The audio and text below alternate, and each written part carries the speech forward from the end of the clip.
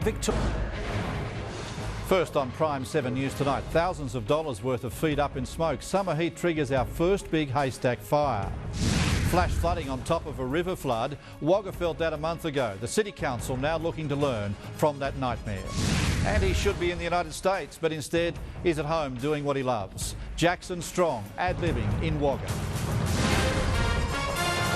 This is Prime 7 News with Doug Hogan. Good evening, thanks for joining us tonight. Hope you're well. Also tonight, first look at plans for Gundagai new hospital, valuable sheep stolen from a local farm, and Wagga falls short as they chased victory in the O'Farrell Cup cricket at the weekend. Those stories to come. First tonight, a haystack fire still burning on a farm a couple of k's south of Lockhart tonight. The fire broke out early Saturday morning and it's still being watched closely as we go to air. It's likely the fire's been caused by all that recent wet weather. We'll soon see some road closures around the Wagga Base Hospital that will enable work to start in February on the project redevelopment. However, construction on the new emergency department operating theatres and mental health beds will start mid-year. Preliminary work on the hospital redevelopment will start on site in February, but construction won't begin until mid-year. The City Council's getting ready too. We're actually doing some things to council. We've just put through some road changes that will change to be able to block off some so they can do some work there.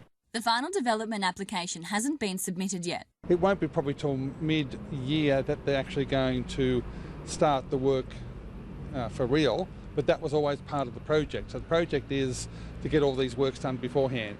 $90 million has been allocated to stage 1 of the redevelopment. However, it has not yet been announced whether stages 2 and 3 of the hospital redevelopment will receive federal money. I understand a submission's gone into the federal government for stage 2. What about stage 3? Will the government agree to fund that if the federal government funds stage 2? Are the opposition going to agree to fund that? We need to know that we're going to get a new hospital, a completely new hospital. I would have thought they would have announced it early now. Will they announce it before the New South Wales state election? I'm not sure. But we're really in the hands of the federal government there still to let us know whether we've got the extra money we need. Member for Wagga, Darren Maguire, today said if the coalition wins government, he will be intimately involved in the construction of the new Wagga Base Hospital, brick by brick. Mr Maguire said construction will start as soon as humanly possible if the coalition wins government. Cassandra Huff, Prime 7 News.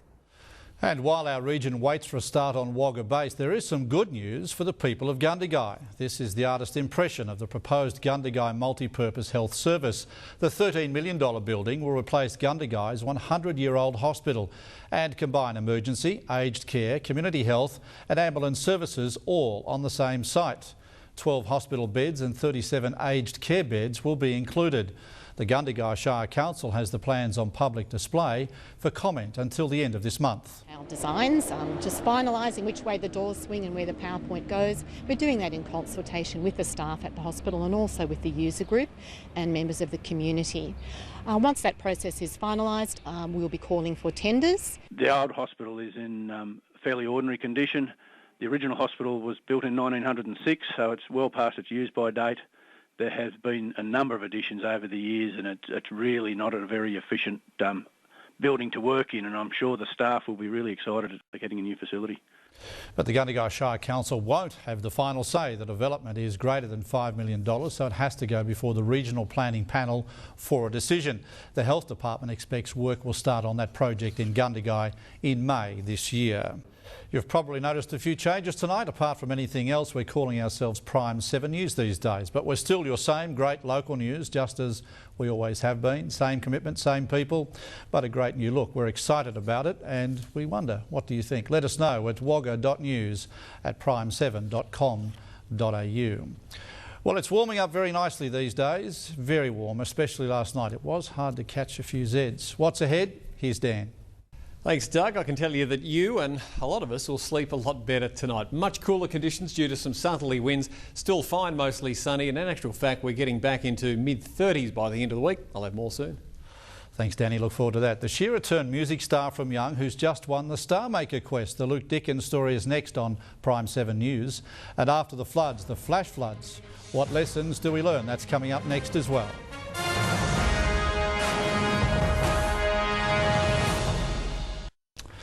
He's toured Australia with the cream of the country crop and played for troops in Afghanistan.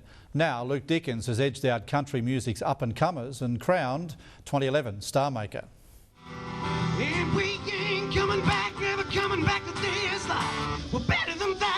He's played in Sydney basements and made the Aussie Idol finals. Now with the Star Maker crown and a record deal, Luke Dickens will hit the road touring. An album up his sleeve and another in the works. He's reaching for a golden guitar. I want to be up there with these guys, you know what I mean? And I want to hold Australia high. Hailing from Young, it's a weekly round trip to Sydney to fulfil his dream of singing. The Star Maker gong, one that started the careers of many of country's best. To help me achieve these goals, and so that was such a crucial thing, and it's such a beneficial thing. The advice from last year's winner was to stick to your guns. They've all offered me advice and they're all treating me like part of the family, you know, and that's what I wanted. And so with the win of this, like, mate, we're on the roll, you know. In his first trip to the Country Music Festival, there was stiff competition. The judges couldn't narrow down the top 6. Could not pick that I was going to get chosen. It was like flipping a 5-sided coin. Fly with me. We gonna fly, baby. Edging out thousands on Australian Idol and on the Star Maker stage, the nerves hit fever pitch. Oh, they were the same. Yeah. Brianna Chillingworth, Prime 7 News. Wagga fails again in rep cricket. That's coming up. The Temora Pacers Cup, a big finish as well. And Jackson Strong flies high. That's next in your local sport.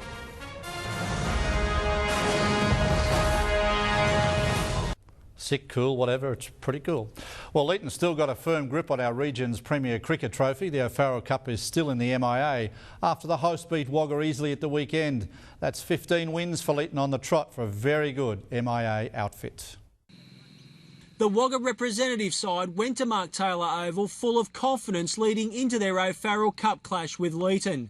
But instead of rejoicing, it was a long trip back, contemplating what might have been. Leeton opening bat Michael Fraser was the man who kept the Wagga attack honest with shots like this and like this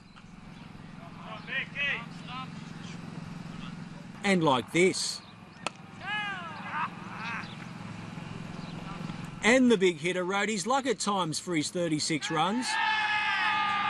We probably let him off the hook. I think we dropped him twice and didn't quite get a hand on another one, so it was probably could have been a lot more different if we had held our chances early. Wagga speedster Anthony Briggs finally put a halt to the onslaught, but it was Tyler Stiller who also chimed in with an important 41, frustrating the visitors. And when it isn't going your way, these shots are typical. Wagga needed 148 off 55 overs. Not a big chase you'd think, but it was. Adrian Axtell destroyed Wagga. He took 3 for 15 and he had Wagga opener Vishal Thankey all ends up with this beauty. The Leeton crew also got the rub of the green at times. Just something, part of cricket, I suppose, and we just have to learn to try and take them on the chin, and if they don't go our way, they just don't go our way. But would have been nice to get a few decisions go our way, but yeah, it just wasn't the case. Despite a handy partnership between Captain Joel Robinson and Tim Cameron, the Wagga boys fell 26 runs short. Well, it hasn't been the best of seasons for the Wagga representative side, but Brenton feels that his side still has a lot to play for. Strictly Shield at the moment. The guys are looking pretty good in that. Obviously, just a bit lower in the competitive stakes, but and then hopefully the O'Farrell Cup. But yeah, I think we just got to get out there, work hard. Some of the guys in Wagga are in great form, and it's just on their day. They just get a bad decision or something like that and just really rock some of their confidence. Ardlethan Barellan will be the next to step up to the plate against Leeton in February. Michael Kane, Prime 7 News.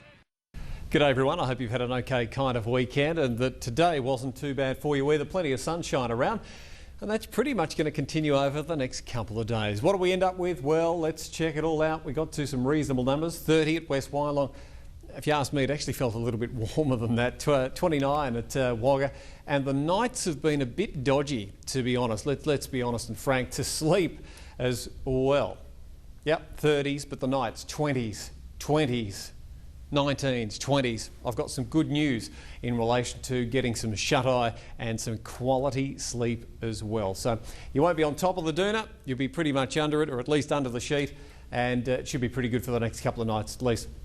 That's in part due to this fairly large high that's now directing no longer those warm northerlies, but some slightly cooler southerlies.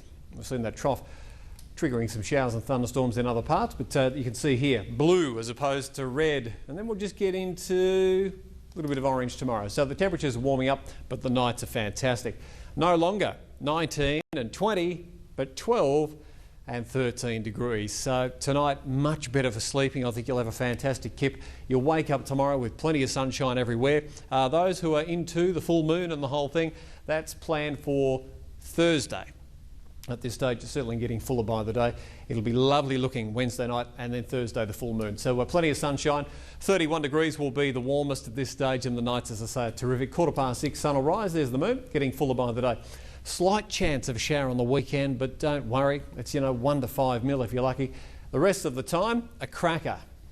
The only problem is, when I went to school, that was ascending in order. 29, 31, 33, 34. It is getting warmer. So make the most of the next couple of nights and the dry weather that should be with us for outdoor duties, entertaining the kids, bit of backyard cricket. Don't be too long. Those kids will be off your hands and back to school. Only a couple of weeks to go, Doug. Thanks, Danny. We'll see you tomorrow night. That is our news tonight. Don't forget you can catch us on Facebook, a very popular site that's going through the roof. You can sign up there for regular updates. And don't forget to catch us at prime7.com.au. Thanks for your company tonight. We'll see you tomorrow night, same time, same address at 6. Good night.